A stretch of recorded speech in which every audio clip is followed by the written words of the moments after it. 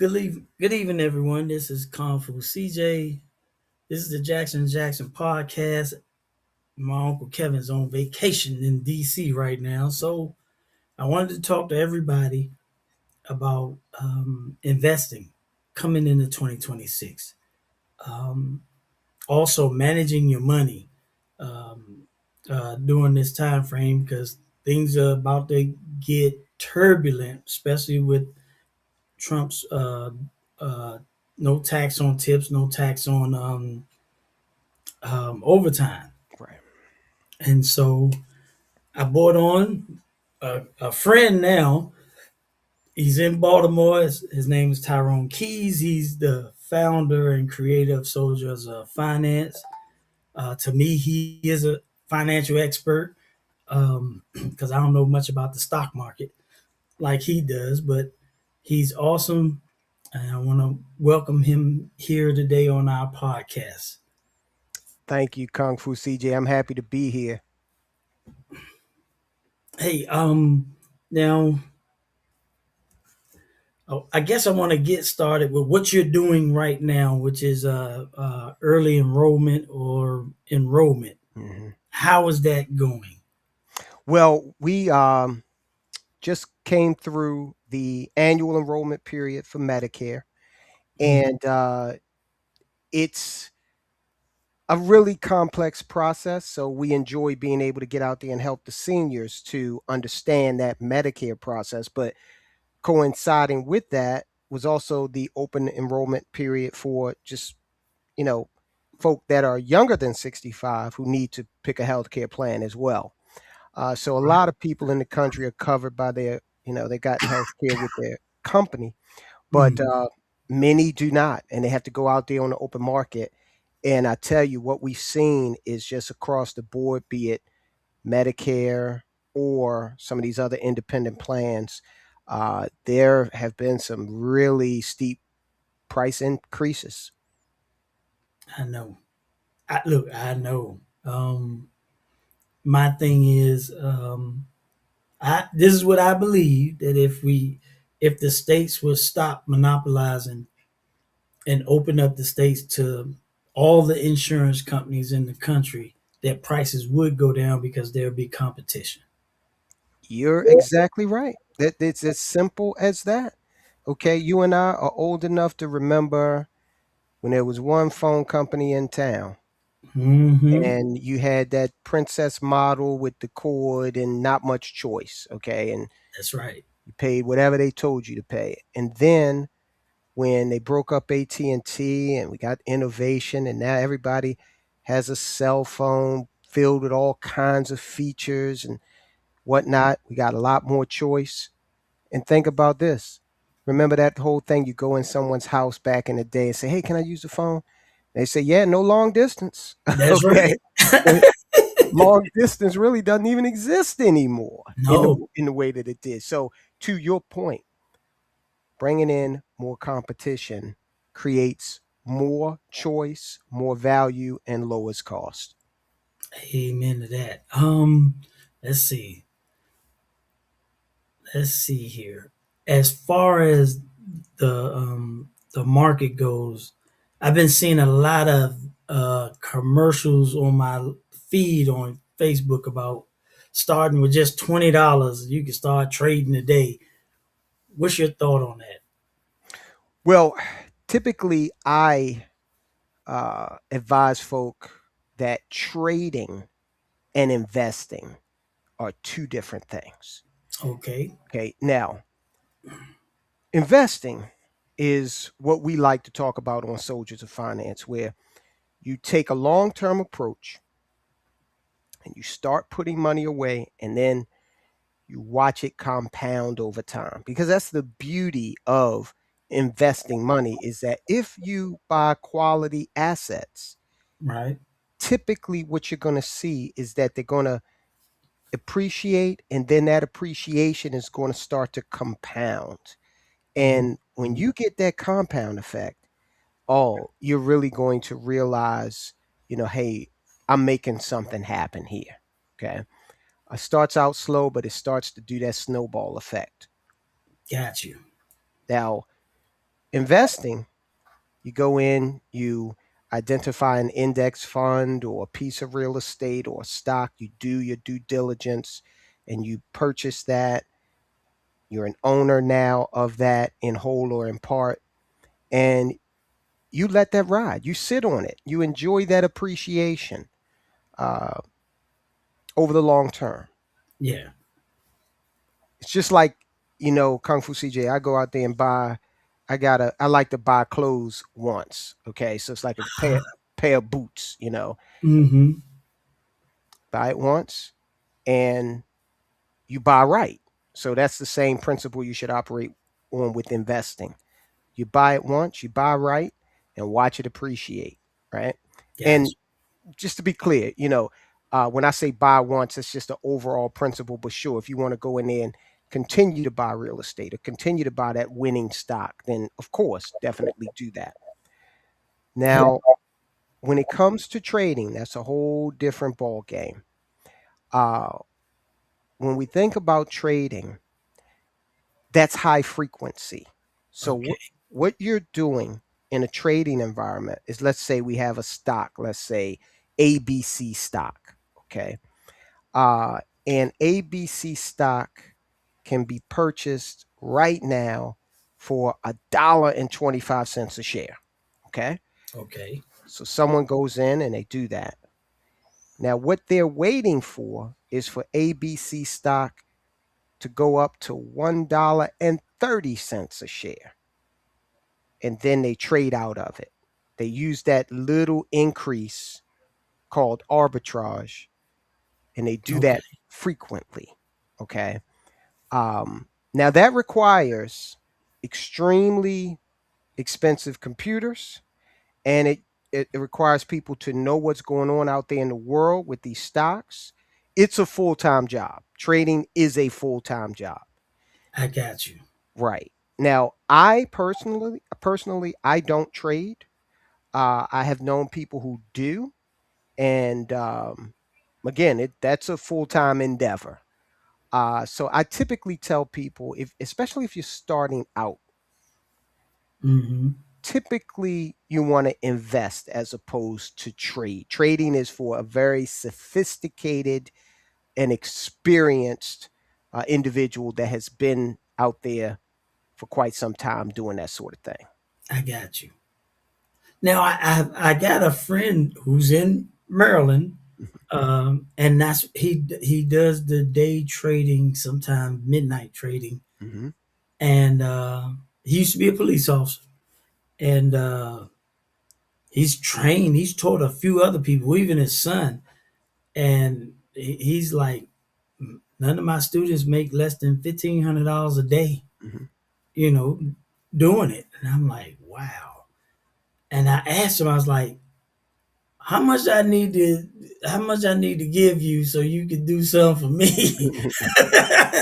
He's like, man, I tell people save up $2,000 to invest in. Once you get your $2,000 out of it, take your $2,000 out and invest with their money. So like going to Vegas. Once I win, I start winning, I can pocket my money and start playing with their money, playing with the house money. Exactly. And so, um, and he was telling me and everything, and I was like, man, I want to, but I'm scared. I, there's a movie, I don't know if you've seen it. It's called Short. I haven't seen. I've saw The Big Short. Yeah, The Big Short. Okay, yeah, I've seen that. Yep. All right. Now, that is what happened before the real estate market crashed. Mm-hmm. And so when he was talking about how are these strippers and hairdressers and how they get in these houses, and they were telling him, and you had the geek who was, he was all centered, and he had his own little office or whatever, whatever, and they thought he was crazy Right. until the end of the movie. Exactly. Yep. Until the end of the movie. And because he knew based on everything that was going on in the market. Right. and basically, and then the other two guys that was in it, and then you had and it's based on a true story, Yeah. really. Hmm. You had the farm town boys who got with the guru, and he showed them how to work the system. And I'm looking at this, and I'm like, I need to learn. I need to study a little more on the stocks and bonds and trading and the penny stocks, the puts and the shorts. I need to learn a little more about it. And but you do know as far as investing. Let me go to real estate. Hmm. Okay, now get your background. I was an investor in Maryland, mainly PG County, and I was a loan officer. Okay. Okay, so I knew some things, and I was working with this crooked real estate agent. I don't want to give him no fame here on my show, Gotcha. but it was almost like the moment I got in front of the system, everything and I'm looking at how things go into foreclosure or how customers reduce their prices even though they have equity in the house, Yeah. they can't sell it for what they want because of the neighborhood it's in or because of where it's located, high traffic, low traffic, or whatever. And I was getting so good, he would say, back then up north they call me Jack. Okay. Okay, they call me Jack. So they would say, Jack, find me 5 properties that we can put bids on that'll make us some money. And within 35, 45 minutes, give him 5 properties. And then he would say, okay, we're going to put bids on these 5 properties. Now, when I was doing it, I was making sure there was at least $30,000 in the property that we were going to try to bid on Sure. to win. And he was like, I don't know how you got so good at this. I was Hmm. like, I love math. So yeah, I see the numbers. And when I can see the numbers looking good, then yeah, I will pick. Okay. All right. So in foreclosures, in foreclosures, what would you tell someone who is new to investing? About foreclosures. Okay. Yeah. Um, well, number one, the banks typically, I've seen the banks go through a lot of steps before they foreclose. It's not something that they really want to do, you know. Yeah, Uh, it takes about 6 months. I know. yeah, yeah, yeah. Uh, Okay. because they want that payment, that optimum. They don't want to be property managers, but That's right. uh, oftentimes, unfortunately, for a lot of folk, it does end in foreclosure, and that does give the investor an opportunity to potentially come in and do very well. Now, a lot of the banks, and we've worked with some of these banks, a lot of them will say, we're not going to do any big time rehabs or anything or updates. It's going to be pretty much as is. Mm-hmm. And they may do a little cosmetic, or if there's some FHA requirement, to they'll bring that up so they Right. can introduce it to a wider pool of potential buyers. But for the most part, as is properties. Now, if you because this is the beauty of real estate when you talk about investing, you can invest in a property and still live there, you know? Right. So you can sit in that property, improve it, and build equity. I know someone who has done this multiple times, who has lived in a house for a few years while improving it, then gone ahead and moved out and taken, the improved equity with them when they go. Look, So, I seen that. I'm uh giving huh. you an example. I had a friend of mine when I got into the foreclosure advocacy part. Okay. As a loan officer, I knew. what not to do on loan documents, what to do, and how to scan them and research them. But then my cousin conned me to go to California to get certified. Okay. And basically, all it was is I was an underwriter. Okay. They taught me how to be an underwriter. The underwriter keeps everybody out of jail, Hmm. basically. And so my man Allison would buy a property, like you said, live in it, and Hmm. update it. And one of the properties he did was off of Benning Road in DC. Okay, I'm familiar with that area. And I'm like, well, not Benning Road, 8th Street, Oh, okay. 8th Okay. Street, the northeast side. And I'm like, man, this house, it looks regular on the outside, but when you go in, everything was up to date, Hmm. futuristic type. It even had a basement, which was pretty much a crawl space, Okay. but it had one. And I'm looking at Allison, and he's like, "Hey, I need to find a buyer for this property." I was like, "How much money you got in it?" It's like 130,000. 130,000. I go to Zillow and pull it up. Man, this address is worth $500,000 right now. He's like, "Yes, I know." And you know what happened when you're dealing with our folks. Everybody want money up front and all this craziness. And I'm like, you can go live in the property. It'll be your property. You just got to pay the mortgage. Right. Right. You know what I'm saying? Um, that's how he worked. He was living in a property before the month before I moved down to Georgia. Okay. I stayed with him in a property that he was updating and renovating. Him and his wife. And I'm like, ain't no way. He's like, man, I got this house for 140,000 Mm. Wow. in Greenbelt. He's like, Yeah. yeah, we're talking 2013 now, Okay. Not too long ago. right? Okay. I was like, but it's not worth that now Oh, because right. this is after the bubble bursting. Uh-huh. He's like, he showed me the paperwork from the appraiser. It's like I still got $100,000 to play with in this house. I was like, and then they wanted me to get involved with their. They do a scheme down there, and they're able to get houses free and clear. Wow. Yeah, once they buy the house, and then they take the bank to court. Ah, okay.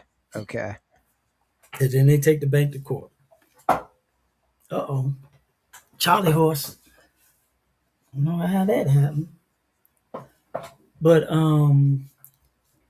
Allison, this is how he worked. He was like, "Man, I need you to do one of them audits for me." I was like, "Y'all don't need no audits. You already got a foolproof plan. You Uh-huh. don't need me to do nothing. The only thing that to do is get me in more trouble." Right. Right. And so, but like what we were doing was we was trying to help people that were in foreclosure at least get a modification Sure. if they can. Yeah. Um, if we found a loophole in there where we could take the bank to federal court and win, then we would use it. Hmm. I've got 10 cases of us taking the banks to federal court, not to the local or Sure. county courts. We talking about federal court, and basically, um, I used some of Allison's stuff. He was like, "There are no notes to properties in Maryland." I was like, "What?" Like, yeah. Or if you ask for the wet ink note, they can't produce it. Okay. And I'm like, so like I said, our method was go chapter 13, ask everybody to submit a claim, Hmm. show proof of claim. And when they didn't, especially the bank, we would turn it into a 7 to discharge the debt. Ah, okay. Okay. And we'll file it. We'll file the 7 with the deed of trust. I see. or mortgage, whichever state you're in. We'll file it with the deed of trust, and then file a warranty deed or quick claim deed I see. on the Okay. property. And I've been on the steps where they've done for. I mean, we're Hmm. talking about houses. You've been to the Woodmore area, right? In Yeah. PG County? Hmm. Yeah, they're about $1 million right now. Right. Yeah. Yeah. And I'm talking every single house. I have a friend who lives out there. Um, my best friend's aunt. They moved out there after an accident with their son, Okay. school bus accident, and they sued everybody. Hmm. And so they saved up enough money that was in the trust to buy one of those homes. Okay. We talking we're talking, when did they move in there? 98. Oh wow. Hmm. So that, yeah. Yeah, and they paid cash for the house. Okay. The mama worked for the government. So, and then all her children turn around and work for the government. Hmm. But my brother, on the other hand, who hit the lottery in Maryland, and when he hit the lottery, it was 9.5 million. The Maryland lottery when they Wow. used to have it. The lotto Yeah, back. the lotto. Yeah. Yeah. Yeah, Uh huh. it was 19 million. He had to split it between another winner, Okay. but he couldn't turn the ticket in. So he gives the ticket to his mom. I'm I'm coming off the ship, coming home from work. I walk in the house, and my wife then looks at the TV and says, "Look at your family." I'm like, "Ain't no way, man." I told this guy, "Do not go public with this." Yeah. Yeah. My, Yeah. my stepmother was getting calls from every cousin in Virginia, I bet. And and plenty of Leesburg, people who anywhere. wasn't, who weren't cousins. I bet. Right? Also. Yeah. Yeah. Yeah. But the reason why I brought up foreclosures because down here they require like a $20,000 or $40,000 hold. You got to have at least that to, to at least hold the property if you win the bid, Got it. and then Okay. come back with the rest. Or I some people are doing it on land. And that's where we get tax liens, Okay. and you can get an acre of land down here for less than $50,000. Okay. And so that's the other subject I wanted to talk about, which was the tax liens. Yeah.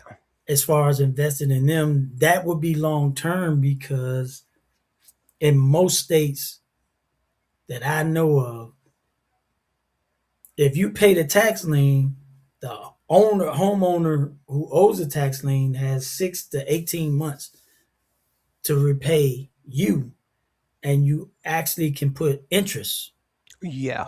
Hmm. money.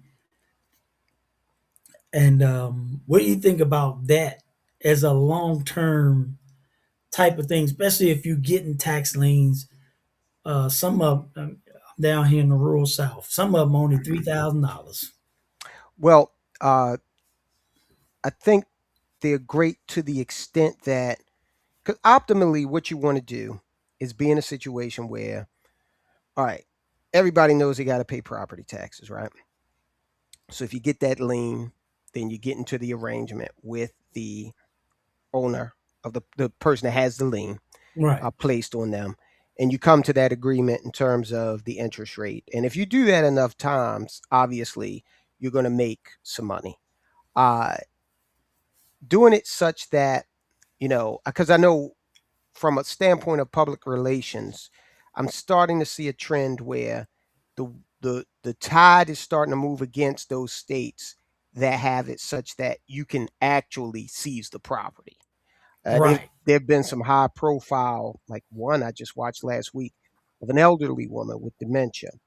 I think She I seen that one too. Okay, yeah, I think she's 91 years old. She didn't pay, and now I forget what state she's in, but foreclosure proceedings have displaced her from the home.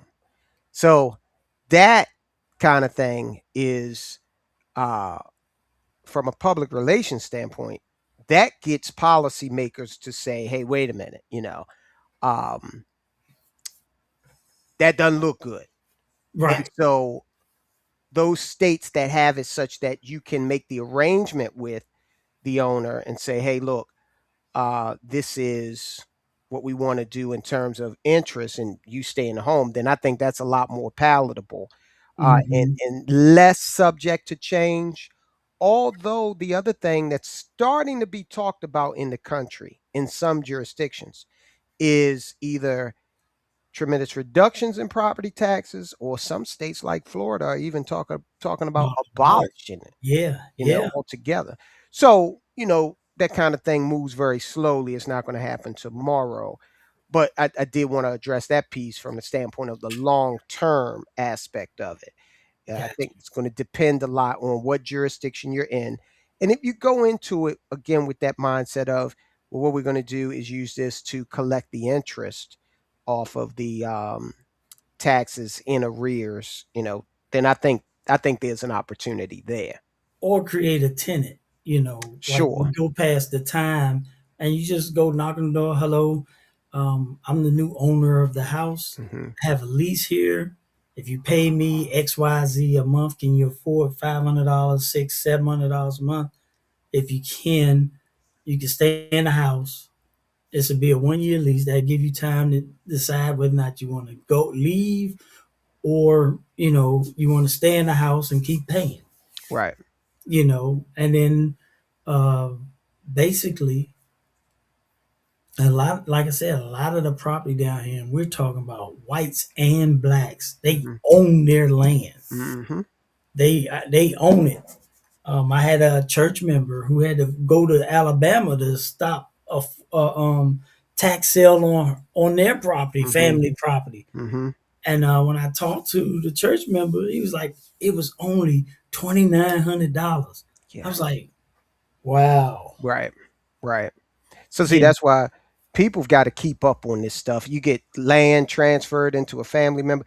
The family has to sit down and say, okay, what is plan A, plan B, plan C to make sure these taxes get paid, annually. So we don't turn around one year and, are in a bad situation. my wife lost her mom's house for the exact same reason. Hmm.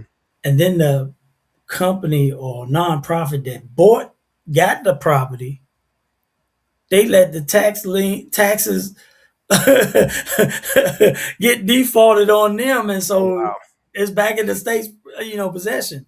I drove past there on my way. It's in Brunswick, Okay. and the weeds is as tall as the house. Yeah. Yeah. and Yeah. be, and I think nobody wanted to mess with it because the house caught on fire. Okay. That was the last time anybody lived in it. Hmm. However, it's property. You Yeah. bulldoze the whole property and start from scratch. Right. You Right. know. The other thing I wanted to talk to you about is trust and land patents. Okay.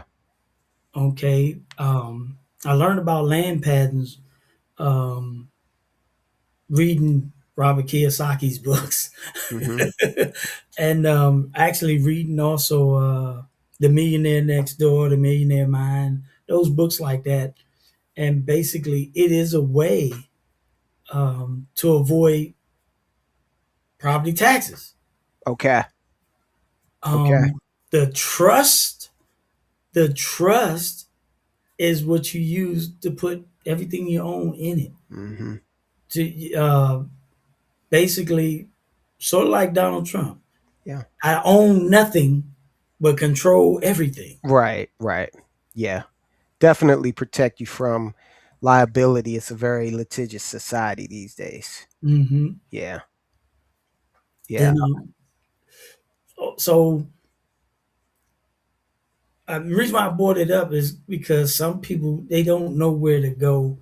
Um, I don't know if the attorneys that's in the little town that I stay in. I don't think they know about uh, trust or irrevocable trust or Hmm. family trust or land patents. You know, um, I know down here in the state of Georgia, if you're 100% veteran and disabled, Okay.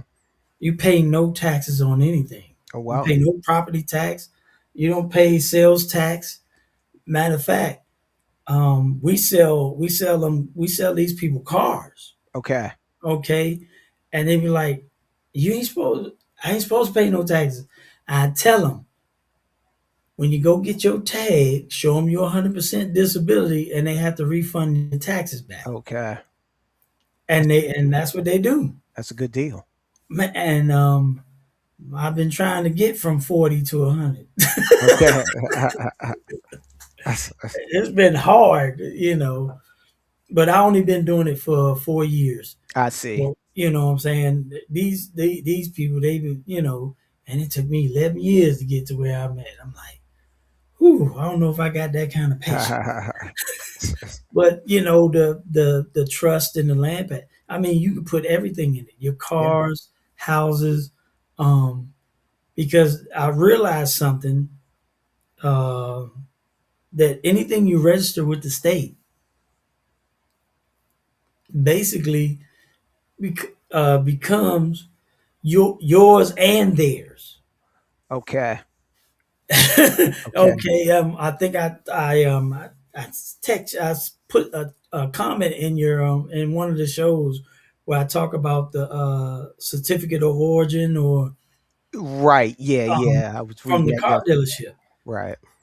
Well, I did hang around some Moors, and Okay. basically, they would go in to the dealership with cash, and when they purchased the car, they would tell the finance officers, "I'll do my own taxes. I need the CO. I'll do my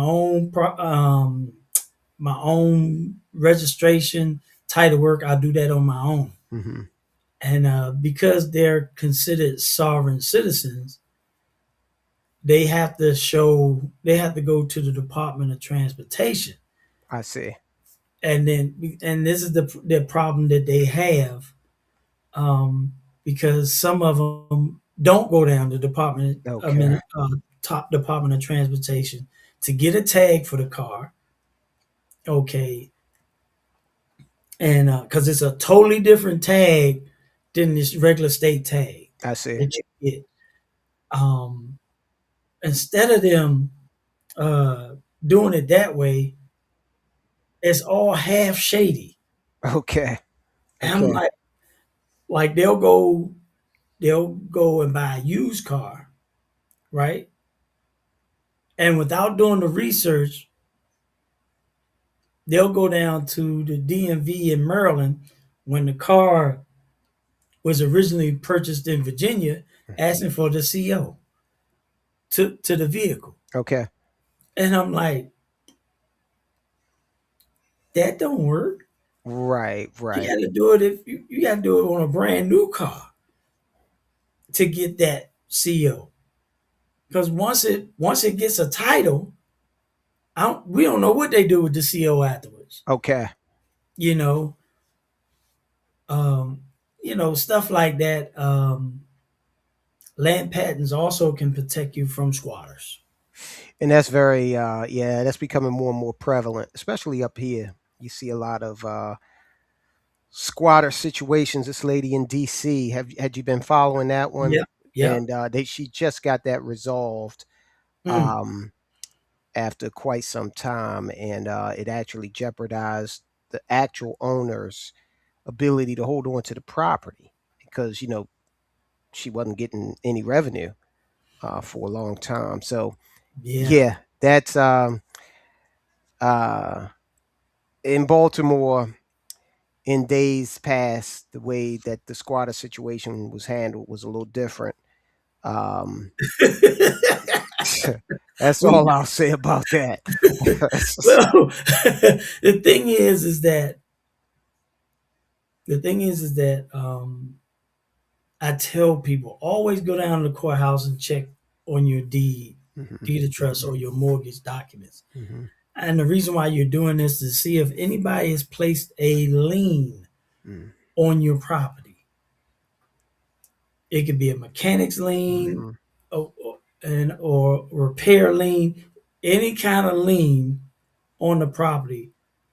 And these new squatters are slow and lazy Okay. because not giving them what to do, but everything has to be clockwork. You remember the guy that moved into $2 million home in Yeah. Bethesda?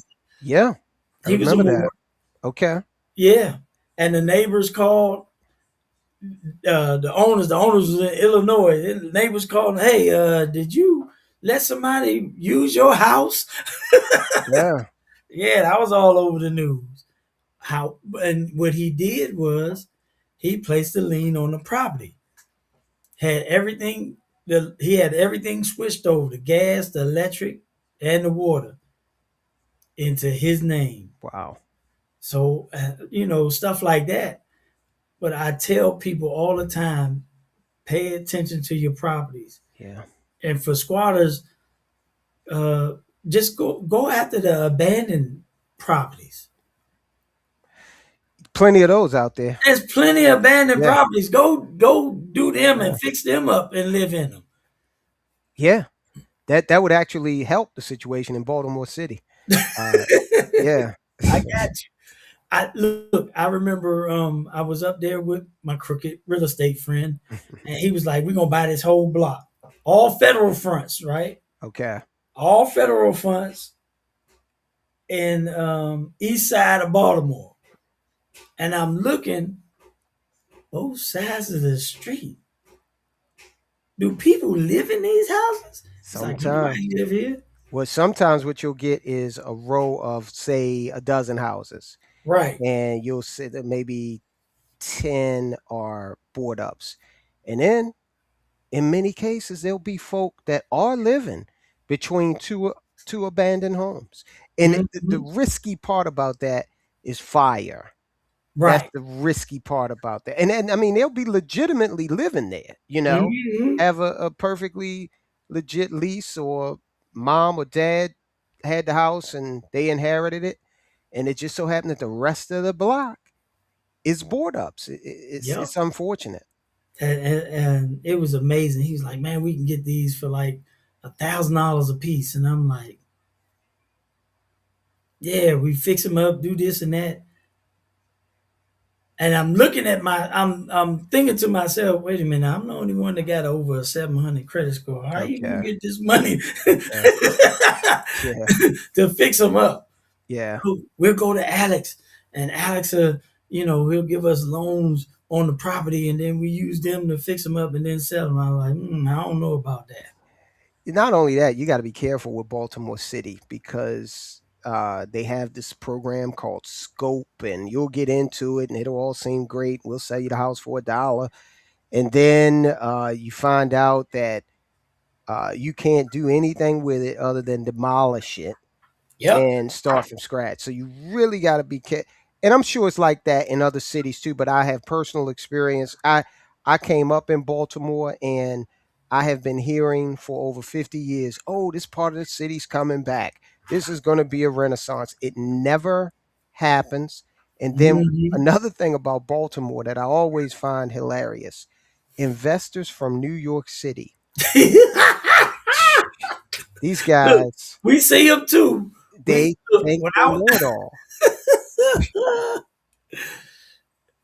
go ahead, finish, man. Yeah, I well, see we've them got too. you've been up to Baltimore, you know Druid Hill Park. That's right. Okay. Yep. For some reason, they, in their minds, these New York investors always try to graft Central Park onto Druid Hill Park. Okay. Okay. And so, oh, this is a hot area. I'm like, I had lived in this area for the first 20 years of my life. Okay. Wow. Druid Hill Park, beautiful place, but it is not Central Park. Okay. So you think you're going to buy all these properties around here and it's going to do the same thing it did on the Upper East Side? Mm-mm, mm-mm. Wow. Yeah. But they keep, I know so many New York investors that you can't tell them anything. They come down here and they get burned every time. Wow. That's crazy. And like I said, we was up there and I didn't like the plan, so I didn't follow through with the Mhm, plan. mhm, mhm. I was like, I'm gonna stick to PG County. And then um,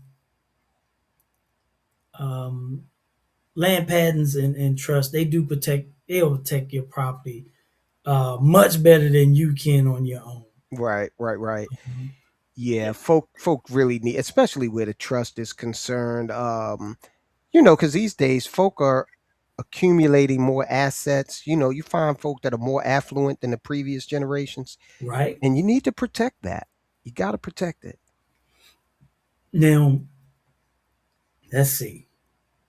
Went through those. Um,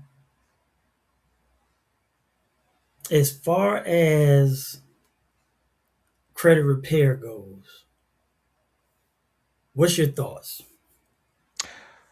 Well, I think that in 2025, there are a whole lot of resources out there that people can tap into in order to kind of take the bull by the horns, on their own. We all know, I tell everybody, when I was in college, sophomore year, making all of $4.25 an hour.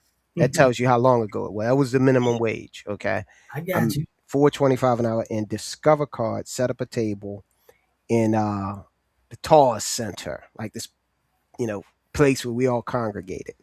And what do? I go over and I fill out the form, and they gave this broke college student $2,000 worth of credit in 1993. Okay. Wow. Okay, so you can imagine, man, oh man, I whipped that card out with my college girlfriend, my college sweetheart, who I haven't seen in Man, 30 years. good grief. We're going to dinner and everything. And then this is the thing that got me. When the bill came, it said, this is how much you owe, but this is how much you can pay. This is that minimum amount. Okay. $15. Yeah. And I'm like, man, this is great, right? And so I applied for another card. I got it. And I quickly, of course, got myself into debt. And whoever operated the ATM machines at our college, they must have known that we were getting ourselves in this debt. Because do you know our ATM machine, it dispensed change. You Wow. could ask it for The exact amount. $3.50 and it would give it to you. Okay. So, Good uh, grief. but I say all that to say that, I knew, I got myself into a situation and I had to get myself, I knew I had those bills, right? So, I eventually got myself out of that. Um, but to the extent that they're like folk that are charging for credit repair, it depends, I suppose, on how bad the situation is. Okay. If you got a couple of $1,000s worth of debt on two cards, right? Okay, that's one thing. But I'm sure you've seen folk with a lot more than that, I've and I've you been know, able to erase $100,000 of medical bill from a credit report. wow. And here was the crazy part. So I hit the foul one time. I only charged $50 a foul. Hmm. And people was like, "Man, you ruining the business." I was like, "No, I'm trying to I want all the business. I'm not ruining Right, nothing. I right, want all the business. right, You gonna charge right, $1,500 to repair somebody's credit? No, they gonna come to me $50 a right. bill. I'm ruining your business. Your business." Right, And right. that's what they used to tell me. Why are you teaching people how to repair their credit? It's called 80/20. Hmm. 80% of the people will rather you do it.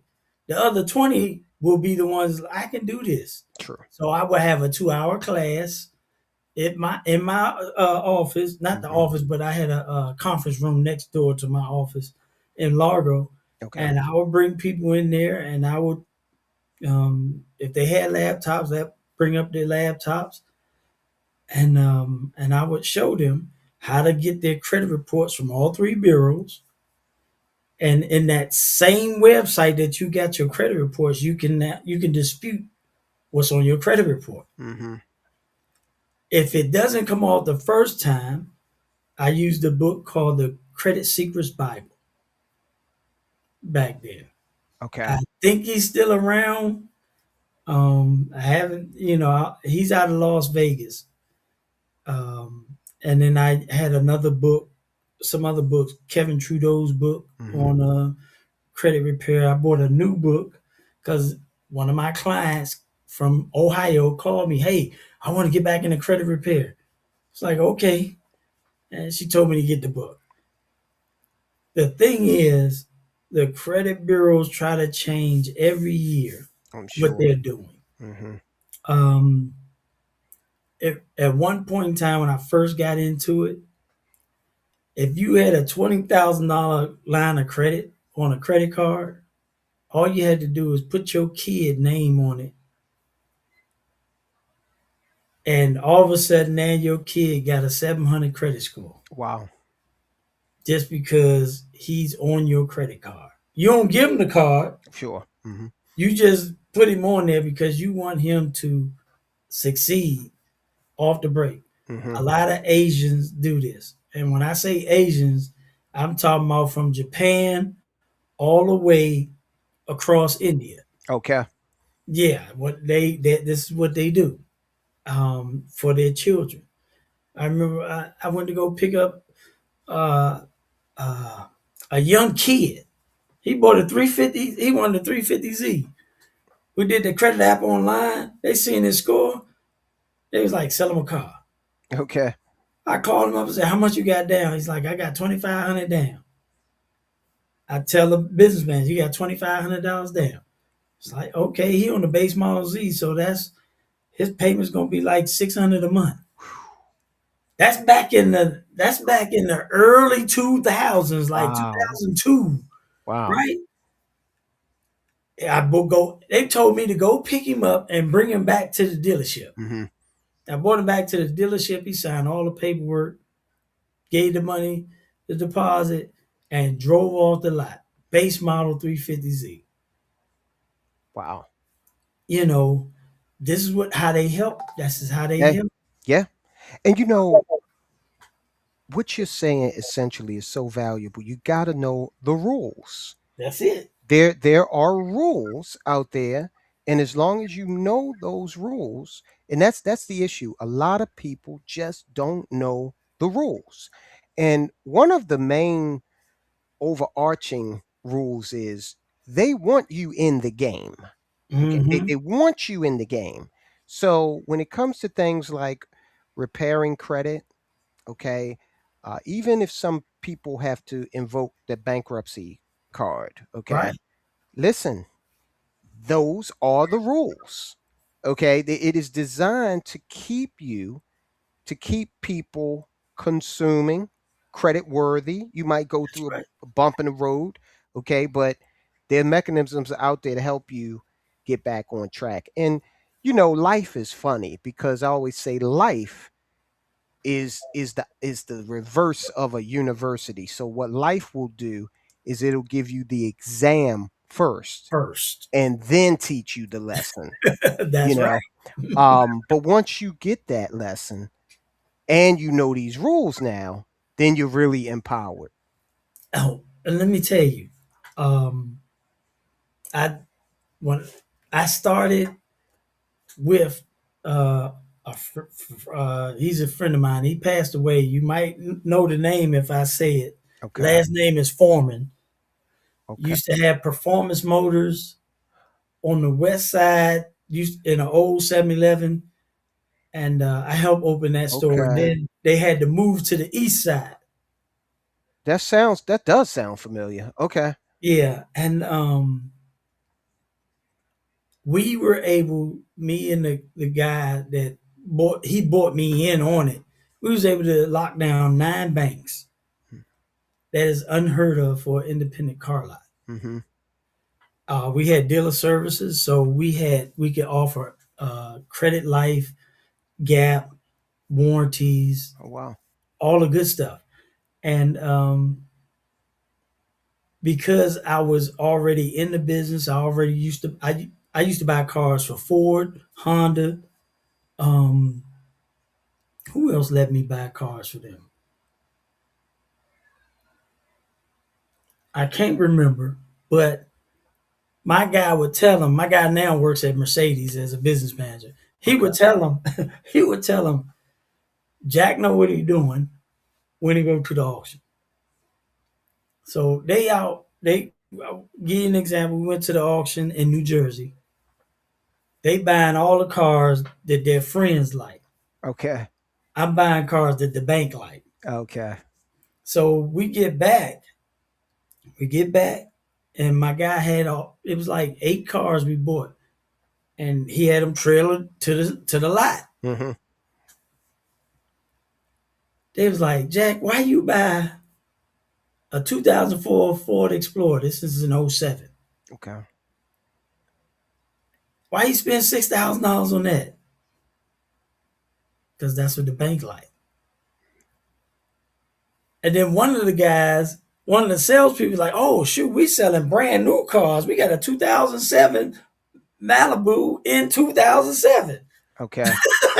And so then when I sold them, like Foreman was the pretty much the owner. Joe Perviance was his partner, and then he had a bunch of little partners that thought they ran everything. Okay. And he had a meeting in his office, and he said to everybody, he says, when Jack buying cars that we can make $10,000 on financing, don't nobody say nothing to Jack no more about buying a car. And the thing was, we specialized in special finance. I had a Okay. bank for anybody's credit. I had a guy walk into the dealership and he was like, "Uh, my car got repoed 2 days ago, man. Can y'all get me in something?" I would be like, "How much money you got?" Mm-hmm. I'm, I got $750. Mind you, I bought a Mustang stick at the auction 3 days ago, Okay. and everybody ragged me on it. I asked my kid, said, "Can you drive a stick?" He was like, "Yeah, I can drive a stick." I put him through CAC. CAC gave him a score of 2. Wow. If you get 1 or 2, maybe 3, that means we're going to get most of our money back on this deal. Okay. Wow. And so um, he gave me the 750. I told him, "Hey, tell the bank you put down 1,500 because that's on his contract. If you don't tell the bank you put down 1,500, we're gonna have to come get the Mustang." Okay. And he was like, "I got it, bro. I got it." And he drove off the lot. Everybody looking at me. They're like, "Man, I don't know how you do this." I was like, "I buy what the banks want. If When it comes down to car finance, the banks, most banks is not going to finance anything over 75,000 miles, Okay. 80,000 miles. You're not going to get a 5-year loan or 4-year loan on a vehicle like that. So we're buying used cars with a bunch of miles on them, but they're not over that threshold. Uh-huh. Uh-huh. I tried to cap at 60,000 miles, and we bought cars as old as 6 years old because I knew the bank would finance it, even if they gave me a shorter term of 48 months or 42 months. That is a way to build your credit. Okay. Okay. All you gotta do is make 12 good payments. your score will jump. Your score will jump maybe 80 to 100 points. Wow. And but they got to be good payments. You got to Uh-huh. make your payments on time. Mm-hmm. Um, Another thing with credit repair, judgments and bankruptcies. Okay. This is a secret that they don't tell people. Luckily, I had somebody on the inside. If a debt is 7 years or older, it's supposed to fall off your credit, Mm-hmm. right? 7 years, Mm-hmm. but it doesn't fall completely off your credit because your big banks can actually look at your credit past 20 years. Wow. And when Sheesh. they do that, now you're in a situation of when they look at your credit, oh, he had an account with us before and he defaulted, Mm. declined. Okay. Okay. So Mm. it's the 20-year part that Wow. sometimes screw people. Yeah, Uh-huh. it won't come. It don't come completely off until after 20 years. Gotcha. That's valuable information. All right. It might fall off your credit initially, and some of your subprime uh, banks Mm-hmm. will, as soon as they see the credit score when it comes across the wire, they'll say we'll buy it. I put a lady in a Honda with no job, but she had a 620 credit score Okay. and finance through Honda. Wow. That's impressive. Right. I mean, it all depends on how they're looking at your credit. And Gotcha. right now, I also tell people if you're going to dispute things on your credit, the best time is between December 15th and January 15th Okay. because of the holidays. Ah, oh, okay. Makes Yeah, with sense. staff. Oh man, I'm trying to think of something else. We talked about the stock market. We talked about trading and investing, tax liens, land pads and foreclosures, credit, squatters. We covered a lot of ground. Yeah, and that's good too because Yeah. I normally in the show around this time. So bro, you're a blessing. Can we For do it coming again anytime you want to. Yeah. 10-4. Please tell the audience basically your channel when you can see you or and hear you. You know, Yeah, yeah. So Soldiers of Finance on YouTube. Check us out. We usually drop an upload video every day between 9 and 1, and we do a live stream. We're trying to do these live streams almost daily based on whatever's in the news. all If we right, can connect it back to finances, we talk about it. Soldiers of Finance on YouTube. We love to have you. all righty. So, like I said, you can find Soldiers of Finance on YouTube. Um, I'm doing this show in lieu of Friday because the holidays, but January the 9th, I'll have another special guest come on because Friday is um, we talk about the faith, the Christian faith, and we have some people on that have specialties, like you heard Bill Federer, Yes, who, that who was talked about excellent. Yep. the Muslim conquest, Hmm. and so um, January the 9th, I got to get with my uncle, but it's either L.A. Marzulli or Mondo Gonzalez who will be on. I'll have my pastor on uh, either that's second or third Friday of the month. And Alex, God dang it, he just sent it to me too. But we're gonna have on some people who they know their stuff when it comes to the Bible, Hmm. when it comes to prophecy, and everything in between. So I want to thank everybody for coming on, watching my ugly face. If you missed us, you can come back. It's going to be on YouTube It's streaming there now. It's streaming on Facebook also. And I want to say, God bless you, Ty. Thank you. I'll try to see you again in the morning. All right. All right. Perfect. Sounds good. And Happy New Year to everybody out there. Happy New Year. All righty. Peace.